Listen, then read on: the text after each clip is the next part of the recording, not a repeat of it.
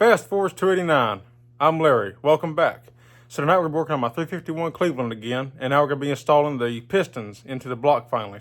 So there's some prep work that goes into doing this that I always do. Now for one, again, it does not matter, but for what I do, I always do one side, then come back to the other side. I always do it with a 1, 2, 3, 4, 5, 6, 7, 8. It don't matter. You can jump back and forth if you want to. It doesn't really matter. It's all just whatever you feel like doing. But what we do have to do is get a towel with some carburetor cleaner or brake cleaner or something in here. We need to wipe these cylinder walls down and get all this junk out of it. You can see, let's see. You can see all these little fine pieces of granules or whatever. So we want to clean these boards really good until the towel is clean, and then we'll be ready to oil them up and install. All right, so I get me a nice new clean towel and just spray it down really good.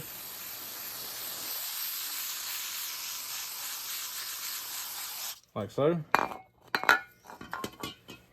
And I just want to go in these cylinder walls and wipe them down. And you can see all that dirt that's in there. So we're going to wipe all this down, all the way down to the bottom, all the way around, and do that for every cylinder until it's clean.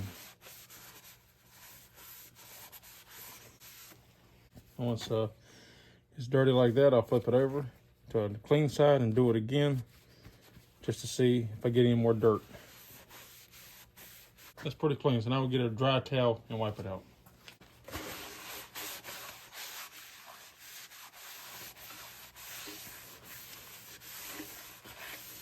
And once your towel looks like that, that cylinder's clean. So now we just gotta repeat the same process for the other 7, and then we can start installing pistons. Now I have already installed all other 7 pistons. I saved this last one here just for the video.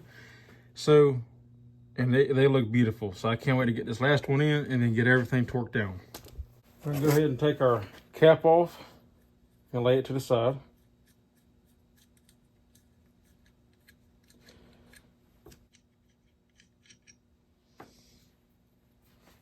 Now, if the cap is stuck, because I torque these down to check my clearances, so if you need to get them loose, just tap the ends.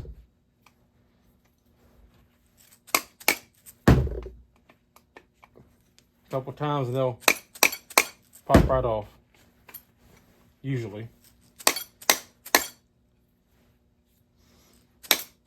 Just like that. I'm going to put a little bit of assembly lube here in the bearing.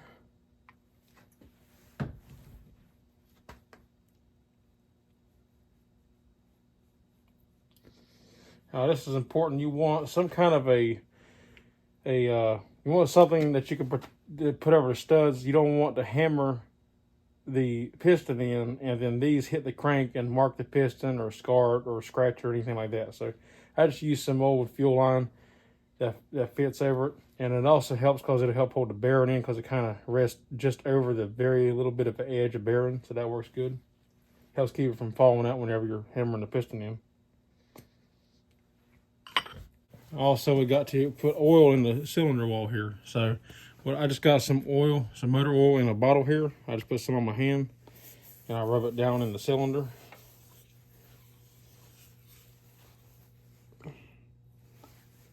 All around, get a good coating all the way around. Make sure you go all the way to the bottom of the cylinder and all the way to the top.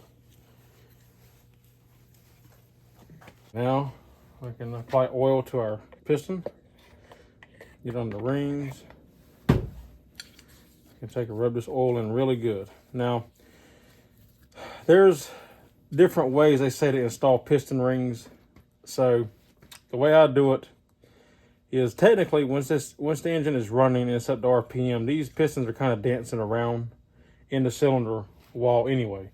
But for initial startup and just for good practice, for what I like to do is I like to offset my rings. I'm a little picky on it. The oil rings don't really matter as much, but even that I will set a certain position to make sure that on initial startup everything's just working fine. I ain't gotta worry about anything, and then as it runs it will seat and settle itself. So if you look at the piston, this notch indicates this goes to the front of the engine. So what I like to do is take the second ring and take the opening and match it with the wrist pin. And then on the opposite side on the top ring, match it with the wrist pin. Now when it comes to the oil ring here, what I'll do is where it's facing the front of the piston, this is the way I've been doing it on mine anyway, is I'll look for where the expander is gapped at. Right there. It's kind of hard to see it, but that's where it is. And this is another thing, you want to make sure that this is sitting just like this, that it's not overlapped or anything, because that will cause the piston to be tight going into the cylinder. So I'll take the bottom ring and kind of offset it so it's not in line with this. I'll kind of offset it to the side toward, because the piston is sitting like this. I set it off to the one side. So then this part set off to the other side.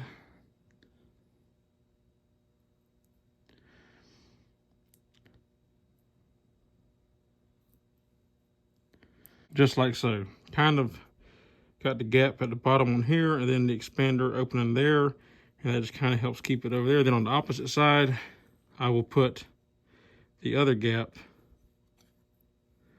off to one side as well.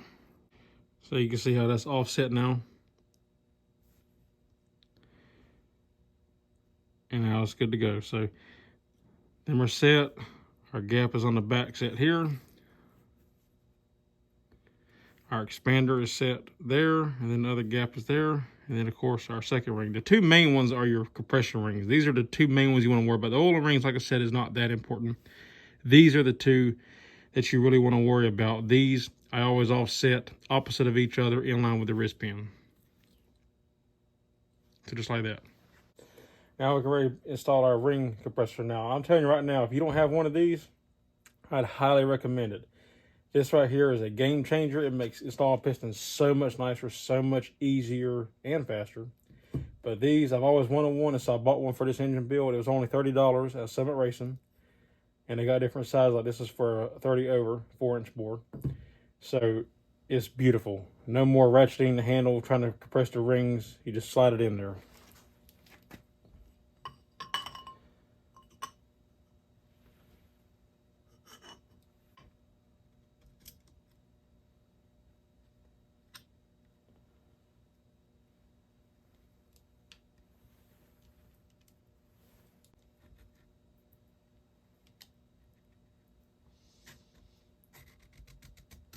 All right, this was ready to go sit in the block.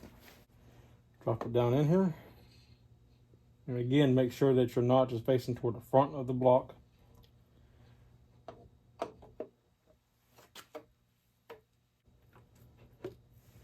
Just like so. And then you want to look underneath and guide it down on your crankshaft.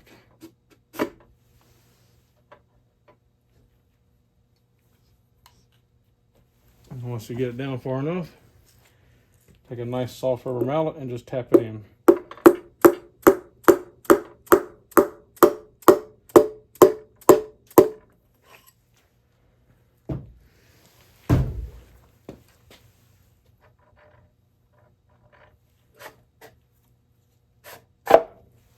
Just like so. Now we're going to flip the block over so we can get to our studs.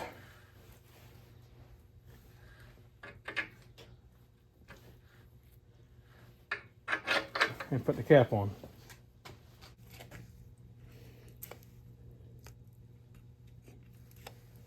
Now, another thing I like to do is look in here and make sure that my bearing stayed in place, that it didn't fall out or didn't twist in there.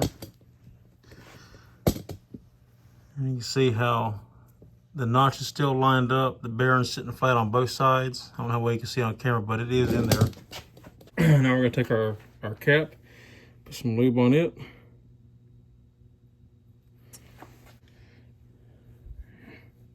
Coat it really good. And then when you install this, you want to make sure that you install the number on the cap. So this is number 8. Make sure that it lines up with the number 8 on the rod. Or make sure that whatever side the tab is on, that this tab is also on the same side.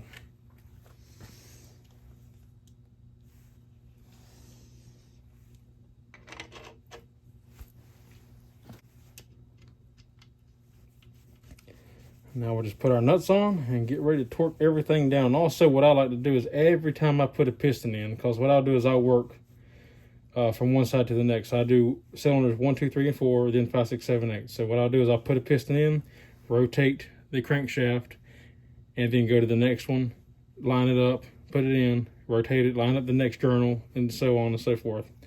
And that does a couple of things. For one, it lines it up to make the piston easier to go in, like what you just saw, but it also helps set the rings and kind of helps set the piston, and it gives you a feel of if you have any binding. If you put in a piston and you turn, okay, it should turn easy. Put in another piston, there'll be a little bit more resistance, but it should still turn easy. Every time you install one, it should turn easy. If it don't turn easy and you feel any kind of binding or it's a lot more stiffer than you think it should be, there's a problem somewhere. Maybe one of your rings didn't sit just right. You need to pull that piston back out and look at it, because it will break if you do not fix it. So now that we got that installed, I'm just going to hand tighten these down to set them.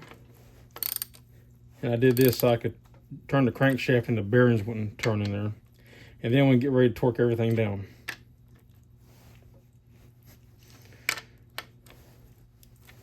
Okay, so now we're gonna get ready to torque everything down. Now what I like to do is I put my harmonic balancer bolt in the crankshaft so I can turn the crank.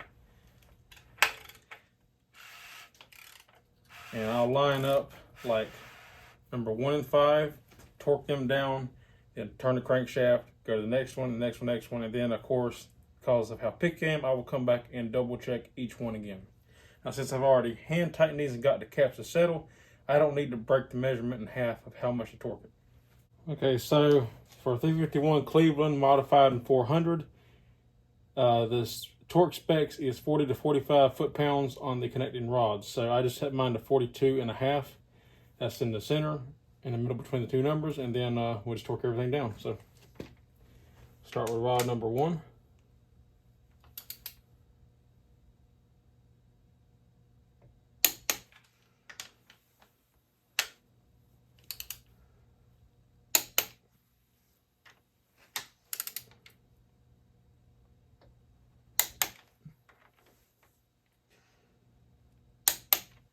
And double check them.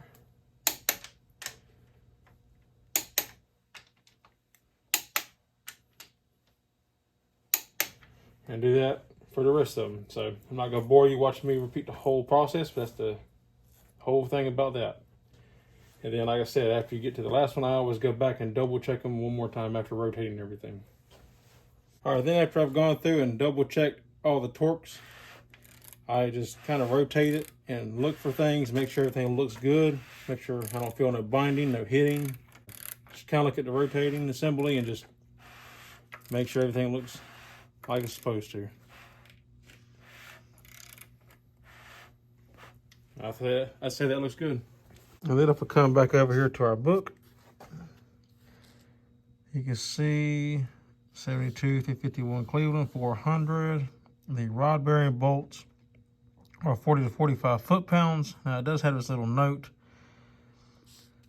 that says not used, so I don't really know what that's supposed to mean. Of course, it has rod bolts, so I don't know what that means. But if you come down to the 7379 Cleveland modified 400, it has 40 to 45, so it's the same. So it's 40 to 45 foot-pounds for the rod bearings. Alrighty, guys, well that's it. So that's pretty simple, straight to the point. How to set up the rings to go in, how to prep for them, and then actually install them and torque everything down. So I'm happy to have that done. We are one step closer now to finishing the assembly on this thing. So it's been exciting. It's been fun. I can't wait to go to the next step. The next thing I'll probably do is install the camshaft. So stay tuned for that. If you like the video, give me a thumbs up. I'd appreciate it. If you're not subscribed, consider subscribing. If you have any questions, comments, or concerns, leave them in the drop box down below. And that's all there is for this one. Until next time, I'll see you on the next one. Take care.